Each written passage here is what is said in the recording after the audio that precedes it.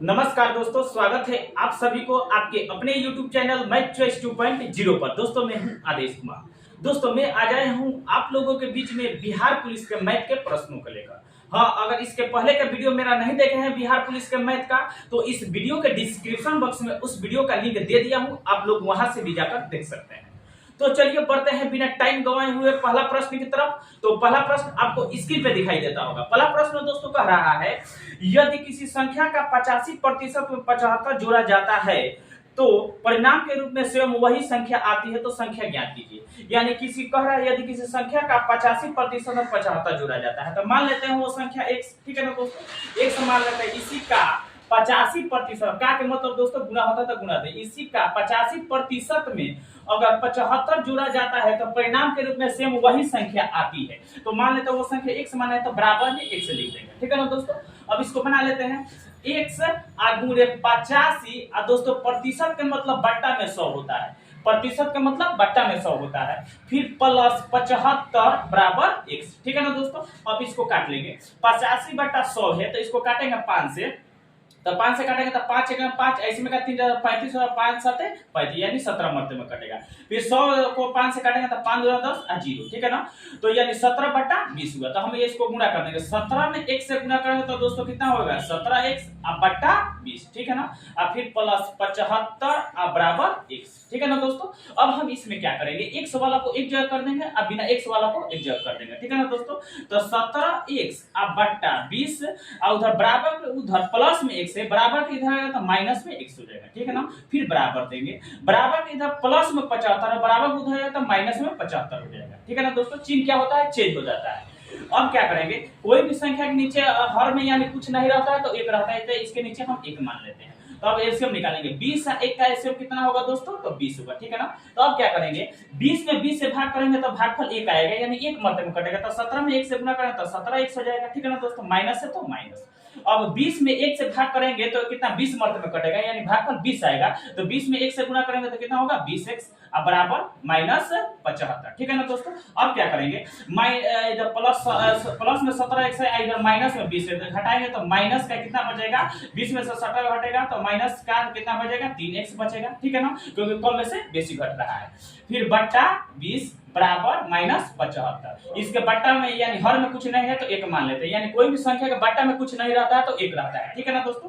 अब क्या करेंगे, यह तो अब तीछा तीछी गुणा करेंगे, माइनस 3x में 1 से गुणा करेंगे तो माइनस का 3x हो जाएगा, फिर बराबर। और माइनस 75 में 20 से गुणा करेंगे तो 75 में 0 से माइनस लिख देते हैं, माइनस है तो 75 में 0 से गुणा करेंगे तो 0 होगा, अब 75 गुना 150 यानी 1500 होगा, ठीक है ना दोस्तों। तो माइनस से माइनस कट गया तो x बराबर होगा, इसलिए x बराबर होगा 1500 अब बट्टा जो इधर गुना में होता है वो जो संख्या उधर जाता है तो बट्टा में गिरता है, तो बट्टा 3 हो जाएगा।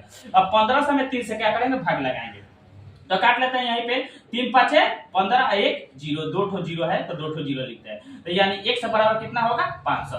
तो हम कह सकते हैं कि वो संख्या दोस्तों जो है वह संख्या 500 है, यानी ऑप्शन सी इस प्रश्न का सही उत्तर होगा। तो अब चलिए दूसरे प्रश्न को देखते हैं। दूसरा प्रश्न कह रहा है कि अगर पुरानी मशीन 1400 रुपया की खरीदी और 15% के हानि से बेची गई, मशीन को बेचने का मूल्य होगा। दोस्तों इसमें बिक्री मूल्य पूछा है, यानी सीपी दे दिया है, एसपी हमसे पूछा है दोस्तों।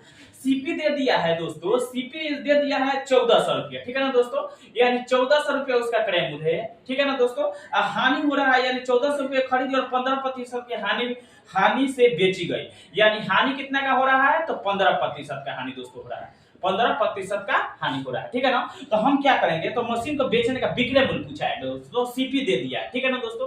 तो हम क्या करेंगे, पहले 15% का होल वैल्यू निकालेंगे। तो 15% का मतलब दोस्तों होता है बट्टा में 100, ठीक है ना। तो इसको काट लेंगे, 5 3 15, 5 दूना 10, ठीक है ना, 1 0 यानी 3 बटा 20 हुआ, ठीक है ना दोस्तों। तो हम क्या करेंगे, 15% की हानि हो रही है, तो हानि हो रही है तो हर में से अंश को घटा देते हैं, ठीक है ना। अगर लाभ होता है तो हर में अंश को क्या करते हैं, जोड़ देते हैं। तो ये इसमें 15% की हानि हो रही है, तो हम क्या करेंगे, हर में से अंश को घटा देंगे। 20 में से 3 घटेगा तो कितना बचेगा, 17/20। हर उसी तरह लिख दिया जाता है, ठीक है ना, यानी 17/20 होल वैल्यू हुआ, ठीक है ना। अगर यही लाभ कहता है यानी 20% का लाभ होता है तो हम क्या करते हैं, हर में अंश को जोड़ देते हैं। लेकिन इसमें हानि हो रहा है तो हम क्या करेंगे, हर में से अंश को घटा दिए, तो हम घटा दिए तो 20 में से 3 घटेगा तो 17, अब हर वही उसी तरह क्या किया जाता है, लिख दिया है, यानी 17/20 हुआ होल वैल्यू। हमसे दोस्तों पहले क्या होता है, सीपी होता है, उसके बाद एसपी होता है, ठीक है ना दोस्तों। तो हमें सीपी तो 1400 रुपये दे दिया है, हमें विक्रय मूल्य यानी एसपी पूछा है, विक्रय मूल्य पर जाना है तो होल वैल्यू को सीधा गुना करेंगे 17/20, ठीक है ना दोस्तों। अगर हमें विक्रय मूल्य दिया रहता, हमसे क्रय मूल्य पूछता तो होल वैल्यू को पलट कर गुना करते हैं, ठीक है ना दोस्तों। लेकिन हमें क्रय मूल्य दे दिया है, हमसे विक्रय मूल्य पूछा है तो होल वैल्यू को सीधा गुना करेंगे, ठीक है ना, 17/20 से गुना करेंगे, ठीक है ना दोस्तों। तो अब क्या करेंगे, इसको काट लेंगे, 20 सेकंड में 20, अब 20 7 140, एक 0 है तो 0। अब क्या करेंगे, 70 में 17 से गुणा कर देंगे, ठीक है ना। तो 17 में 0 से गुणा करेंगे तो 0 होगा, और 17 7 119, यानी 1190 रुपया होगा उसका विक्रय मूल्य, यानी ऑप्शन बी इस प्रश्न का सही उत्तर होगा। तो अब चलिए तीसरे प्रश्न को देखते हैं कि 70 केजी के मिश्रण में बालू और सीमेंट का अनुपात 4:1 है, ठीक है ना दोस्तों। फिर कह रहा है मिश्रण में कितना बालू मिलाया जाए कि उसमें बालू और सीमेंट का अनुपात 6:1 हो जाए, ठीक है ना दोस्तों। तो हम पहले देख लेंगे 70 केजी में मिश्रण में बालू और सीमेंट कितना है, अनुपात में दे दिया 4:1 है। तो हम देख लेंगे पहले बालू और सीमेंट, ठीक है ना दोस्तों, अनुपात में बालू अनुपात सीमेंट, ठीक है ना। बालू को बी से लिख दिए, सीमेंट को सी से लिख दिए, ठीक है ना। इनका अनुपात है दोस्तों 4:1 है, ठीक है ना दोस्तों, 4:1 है बालू और सीमेंट में, 70 केजी में, ठीक है ना। बालू और सीमेंट का अनुपात 4:1 है। तो पहले देख लेंगे अनुपात में कितना है दोनों मिलकर, तो 4 1 5, यानी अनुपात में 5 केजी है, जबकि रियल में दोस्तों बालू और सीमेंट का दिया है 70 केजी है, ठीक है ना। ये दोनों बालू और सीमेंट का डाटा हुआ, इसलिए इसको कर दिया आपस में बराबर, ठीक है ना। तो अनुपात 5 का मान 70 दिया है, तो अनुपात 1 का मान दोस्तों क्या होगा, तो हम क्या करेंगे 70 में 5 से भाग लगाएंगे, तो 5 1 में 5, 5 1 में 5, इसमें का 2 चल जाएगा तो यहाँ 20 हो जाएगा, तो 5 का 20, यानी अनुपात 1 का मान दोस्तों 14 होगा, ठीक है ना दोस्तों। तो हम देख लेंगे कि सीमेंट कितना है 70 केजी में, अब बालू कितना है, तो अनुपात 1 का मान 14 है, तो अनुपात 1 का मान क्या होगा, 14 ही होगा, गुना करेंगे। फिर अनुपात लिखे, अनुपात 1 का मान 14 है, तो अनुपात 4 का मान होगा, गुना कर देंगे, 14 चौके 56, ठीक है ना दोस्तों। ये दोनों को जोड़ेंगे तो क्या हो जाएगा, 70 केजी आ जाएगा कि नहीं, दोनों आ जाएगा। तो अब फिर कह रहा है प्रश्न में मिश्रण में कितना बालू मिलाया जाए कि उसमें बालू और सीमेंट का अनुपात 6:1 हो जाए, यानी बालू मिलाने का कह रहा है दोस्तों। हम जानते हैं अनुपात का मतलब बट्टा होता है, तो इसको बट्टा में लिख देते हैं 56/14, ठीक है ना। इसमें कह रहा है कितना बालू मिलाया जाए, तो हम क्या कर रहे हैं x केजी मिला दे रहा है, यानी x केजी मिलाने से क्या हो जा रहा है, बालू और सीमेंट का अनुपात 6:1 हो जाए, यानी कितना केजी मिलाने से, तो x केजी मिलाने से फिर बराबर 6:1 हो जाएगा। तो अनुपात का मतलब बट्टा होता है, तो बट्टा में लिख देते हैं 6/1, ठीक है ना दोस्तों। अब यहीं पे तीछा तीछी गुना कर देंगे, 56 में 1 से गुना करेंगे तो क्या हो जाएगा 56 होगा, फिर प्लस है तो प्लस, x में 1 से गुना करेंगे तो क्या हो जाएगा, x बराबर है तो बराबर लिख देंगे, ठीक है ना दोस्तों। अब क्या करेंगे, अब गुना करेंगे 14 6 84, ठीक है ना, 84 होगा। तो अब क्या कर देते हैं, तो x बराबर होगा 84, अब प्लस में इधर है 56, उधर जाएगा तो माइनस में 56 हो जाएगा, ठीक है ना। तो x बराबर होगा 84 में से 56 घटाएंगे, तो यानी 14 में से 6 घटेगा तो 8 बचेगा, ये 7 बचा, 7 में से 5 घटेगा तो 2, यानी 28 केजी।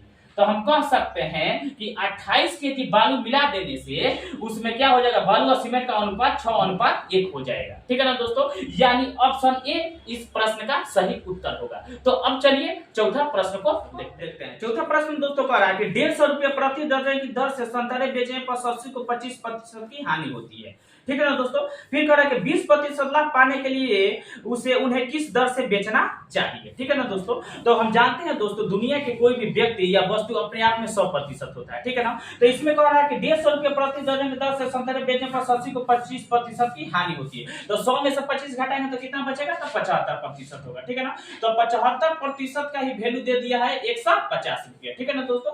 हमसे फिर प्रश्न में कह रहा है कि 20% लाभ पाने के लिए उसे किस दर से बेचना चाहिए, ठीक है ना। तो 100 में 20 जोड़ेंगे तो क्या हो जाएगा 120%, तो 120% का निकल जाएगा वैल्यू, ठीक है ना। तो हम क्या करेंगे, पहले प्रतिशत से तो प्रतिशत काट देंगे पहले, अब इसको काटेंगे 150 अब बट्टा इधर 75 बट्टा में आ जाएगा और गुणा देखिए 120 उधर क्या हो जाएगा गुणा में चल जाएगा 120, ठीक है ना। तो इसको काट लेंगे 25 से, 25 छक्का 150 और 25 3 75 यानी 6/3 हुआ। फिर इसको 6 को 3 से काटेंगे, 3 एक में 3, 3 दूना 6 यानी 2 मरतबे कट गया। तो हम क्या करेंगे 120 में 2 से क्या करेंगे गुणा कर देंगे। तो 120 गुना कितना होता है 240 होगा, यानी 240 रुपया प्रति दर्जन बेचना होगा। यानी हम कह सकते हैं 20% लाभ पाने के लिए संतरा को 240 रुपया प्रति दर्जन बेचना पड़ेगा, यानी ऑप्शन बी इस प्रश्न का सही उत्तर होगा। तो ऐसा ही वीडियो देखने के लिए धन्यवाद। मेरे YouTube चैनल मैथ चॉइस 2.0 को सब्सक्राइब कीजिएगा और मेरे वीडियो को शेयर जरूर कीजिएगा। धन्यवाद।